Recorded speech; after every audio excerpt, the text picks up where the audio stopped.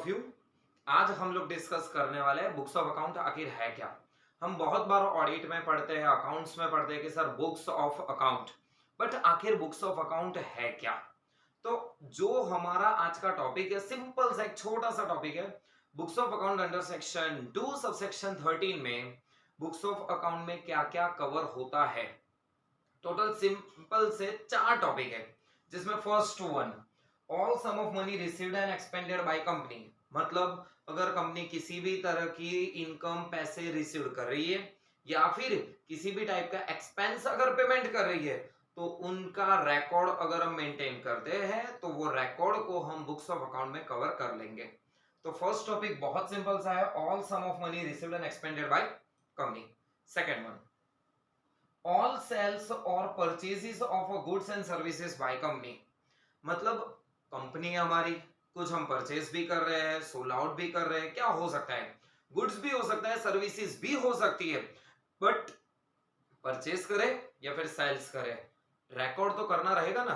तो जहां पे रिकॉर्ड करेंगे ना, उस सारे रिकॉर्ड को भी हम बुक्स ऑफ अकाउंट में कवर कर लेंगे।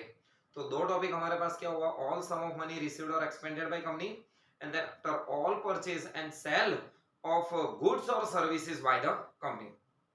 थर्ड वन, अगर बिजनेस की कोई असेट्स है या फिर लायबिलिटीज है जो हम मेंटेन करते हैं, रिकॉर्ड बनाते हैं कि हमारे पास क्या क्या बिजनेस में असेट्स है और क्या क्या लायबिलिटी है, तो वो रिकॉर्ड को भी हम कवर कर लेंगे बुक्स ऑफ अकाउंट्स में। तो थर्ड वन हुआ the assets and the liabilities of the company, ये हो गया हमारा तीसरा point. And fourth last one, अगर हम किसी भी तरह के कॉस्टिंग रिकॉर्ड्स अगर मेंटेन कर रहे हैं, फॉर एग्जांपल मेरी जो कंपनी है वो प्रोडक्शन में एंगेज है, मतलब मेरी कंपनी किसी भी तरह से किसी भी गुड्स का अगर प्रोडक्शन कर रही है, तो वो जो प्रोडक्शन होगा ना, उसके रिगार्डिंग कुछ कॉस्टिंग के रिकॉर्ड्स मेंटेन किए जाएंगे, तो वो रिकॉर्ड्स को भी हम बुक्स ऑफ अकाउंट में कवर कर लेंगे। तो आइटम ऑफ कॉस्ट एज में बी प्रिस्क्राइब अंडर सेक्शन 148। तो एट लास्ट कंक्लूजन क्या हुआ, बुक्स ऑफ अकाउंट में हम टोटल 4 चीज इंपॉर्टेंट रखते हैं। फर्स्ट, अगर किसी भी तरह से अपने पास पैसे आ रहे हैं या फिर पैसे जा रहे हैं तो उसके रिकॉर्ड्स। सेकंड, किसी भी तरह के से हम गुड्स और परचेज या फिर सोल्ड आउट कर रहे हैं तो उसके रिकॉर्ड्स। फोर्थ वन, हमारे पास जो बिजनेस में असेट्स एंड लायबिलिटीज है उसके रिकॉर्ड्स।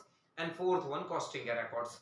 तो फाइनली कंक्लूजन ये हुआ, all sum of money received and expended by company हो गया फर्स्ट।